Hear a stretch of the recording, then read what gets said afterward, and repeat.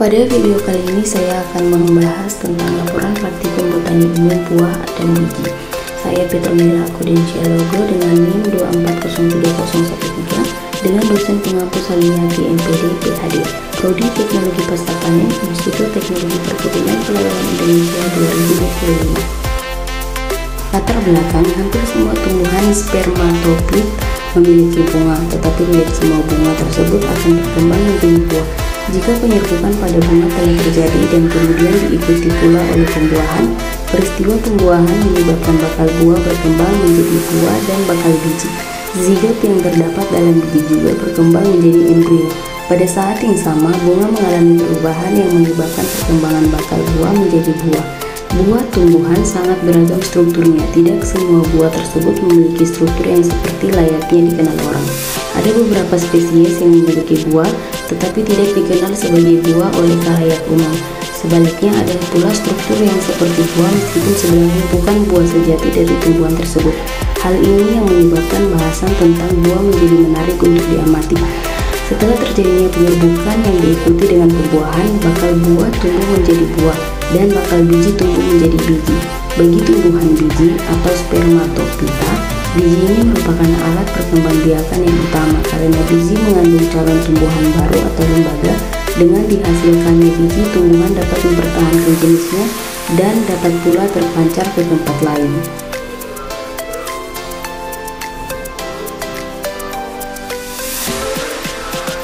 Tujuan praktikum, mahasiswa dapat menjelaskan struktur buah secara umum, mahasiswa dapat menjelaskan proses terbentuknya buah dan mengenal tipe-tipe buah, mahasiswa memiliki kemampuan untuk menjelaskan dan menggambarkan struktur biji dan embrio. Alat dan bahan ada mikroskop, gelas beker, gelas benda ditambah gelas penutup, spatula, pipet tetes, silet, alat tulis, kacang hijau, jagung, cabai merah, tomat, buncis, dan juga apel. Cara kerjanya, yang pertama siapkan alat dan bahan yang diperlukan dalam praktikum. Yang kedua, bersihkan mikroskop dan gelas benda, gelas penutup sebelum digunakan.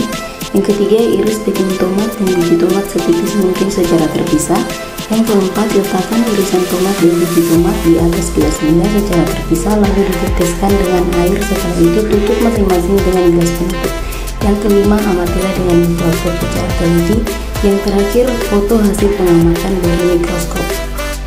Berikut video pembuatan.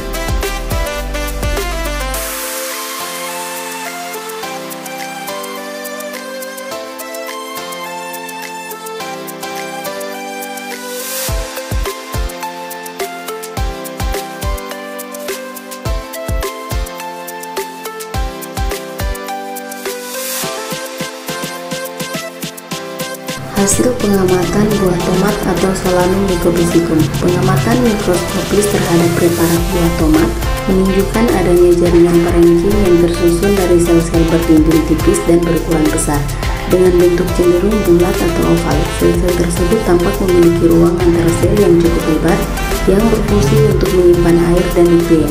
Beberapa sel memperlihatkan keberadaan plastida yang mengandung pigmen seperti likopen yang memberi warna merah pada buah tomat. Jaringan ini berfungsi sebagai penyimpanan air, gula, dan senyawa metabolit sekunder. Jaringan parenkim pada buah tomat juga penting dalam proses pematangan karena terjadi akumulasi pigmen dan perubahan tekstur sel. Yang kedua, hasil pengamatan biji tomat atau Solanum mycobasicum. Pengamatan mikroskopis terhadap biji tomat menunjukkan struktur sel embrio yang dikelilingi oleh jaringan endosperma dan integumen.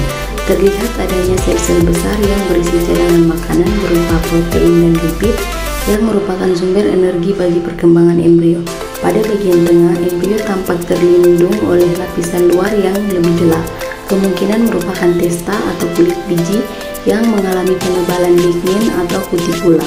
Struktur anatomis ini berperan penting dalam perlindungan dan penyimpanan nutrisi selama dormansi dan berkecambahan. Secara umum, biji tomat memperlihatkan morfologi khas dari biji tanaman dikotil dengan embrio yang berkembang menjadi dua kotiledon sebagai tempat penyimpanan makanan cadangan.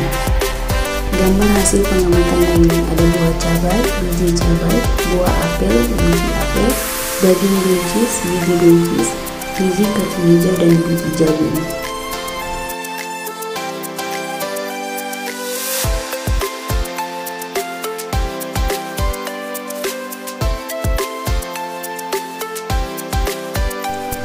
Berdasarkan hasil pengamatan mikroskopis dan analisis teoritis, dapat disimpulkan bahwa struktur buah dan biji memiliki peran penting dalam siklus hidup tumbuhan.